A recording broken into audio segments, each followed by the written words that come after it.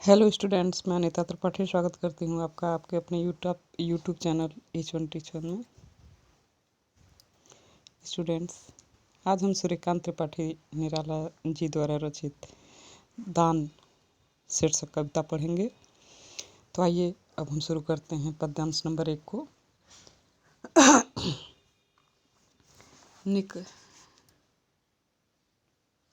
निकला पहला अरविंद आज, देखता अनिंद्य रहस्य साज। सौरभ वसना समीर बहती, कानों में प्राणों की कहती। घूमती छीड़ कटी नटी नवल, नृत्य पर मधुर आवेश चपल। सबसे पहले आप इसका संदर्भ देखिए। संदर्भ होगा प्रस्तुत पद्यांश हमारी पाठ्य पुस्तक के काव्य खंड के दान शीर्षक से उद्धृत है। यह सूर्यकांत त्रिपाठी निराला द्वारा रचित अपरा काव्य संग्रह में संकलित है। प्रस्तुत पद्यांश में निराला जी ने पौष मास की प्रातःकालीन प्रकृति का और उसकी सुंदरता का चित्रण किया है। कवि को प्रकृति की यह सुंदरता रहस्य से परिपूर्ण लगती है। निराला जी कहते हैं, निकला पहला अरविंद आज, देखता अनिंद रहस्य साज। अनिंद मीन्स होता है सुंदर और अरविंद मीन्स कमल। निराला जी कहते हैं कि प्रकृति के रहस्य और सुंदर श्रृंगार को देखने के लिए पहला कमल उपवन में खिल गया है। अर्थात प्रकृति के रहस्यों को देखने के लिए आज ज्ञान के प्रतीक सूर्य का उदय हो गया है। सौरभ वसना समीर बहती, कानों में प्राणों की कहती। आगे वो कहते हैं कि इस प्रकार प्रातःकाल में वायु सुगंध रूपी वस्त्र धारण किए जब कानों के पास से गुजरती है तो ऐसा प्रतीत होता है कि वह हृदय में आकर के बातों को कह रही है। घूमती छीड़ कटी नटी नवल, नृत्य पर मधुर आवेश चपल। और आगे वो कहते हैं कि मानो जैसे प्राणों को प्रफुल्लित करने का संदेश दे रही हो तथा पास में बहती घूमती नदी में कहीं कहीं पानी कम होने के कारण उसे देखकर ऐसा प्रतीत होता है मानो पतली कमर वाली कोई नवयौवना से भरी कोई नर्तकी चंचलता एवं उत्साह के साथ नृत्य कर रही हो। बच्चों, अगर हम इसके काव्य सौंदर्य की बात करें तो निराला जी की भाषा संस्कृत निष्ठ खड़ी बोली है। शैली प्रतीकात्मक एवं वर्णनात्मक है, गुण माधुर्य का है और इसमें संत तथा श्रृंगार रस दिखाई पड़ता है।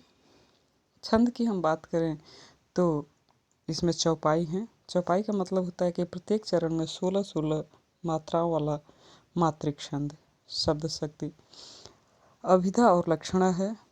अब हम अलंकार की बात करें तो यहाँ पर सौरभ वसना में, नटी नवल में और यहाँ पे हम देखते हैं कि क्रमशः स ल और न वर्ण की आवृत्ति बार बार हुई है, इसलिए यहाँ अनुप्रास अलंकार है। उसके बाद गोमती छेड़ कटी नटी नवल में धारा रूपी पतली कमर का वर्णन किया गया है, इसलिए यहाँ पर रूपक अलंकार है। और यहीं पर हम मानवीकरण अलंकार की बात करें तो सौरभ वसना में मानवीकरण अलंकार है और बहती में मानवीकरण अलंकार है, क्योंकि यहाँ अमानवीय वस्तुओं द्वारा प्रकृति का मानवीकरण किया गया है। दूसरे पद्यांश की तरफ हम बढ़ते हैं। अब दूसरे पद्यांश को देखिए।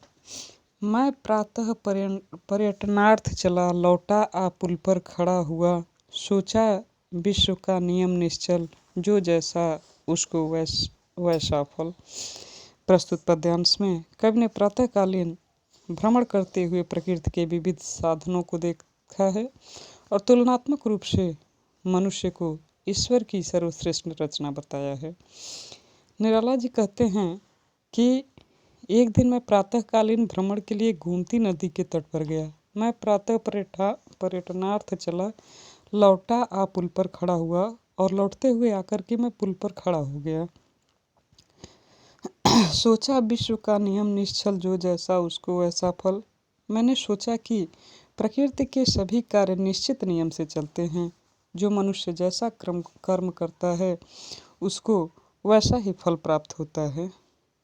कवि कहता है कि देती यह प्रकृति स्वयं सदया, सोचने को न रहा कुछ नया।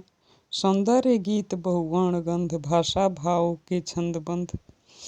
कवि कहता है कि प्रकृति का यह नियम बिल्कुल निश्चल है और इसके विषय में कुछ नया सोचने को नहीं है। निराला कहते हैं कि इस संसार में अनेक सुंदर चीज़ें हैं जो एक से बढ़कर एक हैं।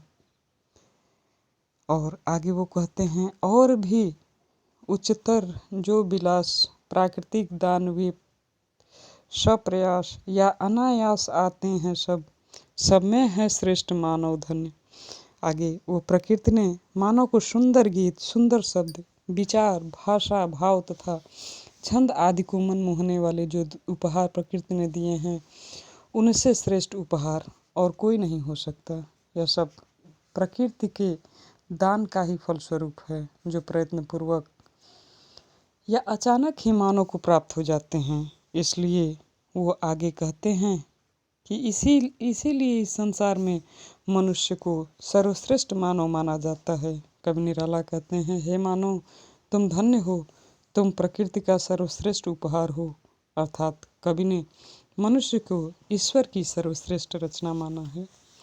इसके हम काव्य सौंदर्य की बात करें बच्चों, तो यहाँ पर भाषा संस्कृतनिष्ठ खड़ी बोली है, गुण प्रसाद है, छंद चौपाई यानी प्रत्येक चरण में 16-16 मात्राओं वाला मात्रिक छंद, शैली वर्णनात्मक है, रस शांत रस है, शब्द शक्ति अभिधा है। और अलंकार की हम बात करें तो प्रातः पर्यटनार्थ में, और उसके बाद नियम निश्चल, जो जैसा अनायास आते, इन सारी चीज़ों में अनुप्रास अलंकार है। जैसा कि मैंने आप लोगों को पहले बताया, जब एक ही वर्ण की आवृत्ति बार बार हो तो वहाँ पे अनुप्रास अलंकार होता है। अगर हम इसकी भाव साम्य की बात करें तो प्रकृति के संबंध में अन्य कवि भी इसी प्रकार के भावों को व्यक्त किए हैं।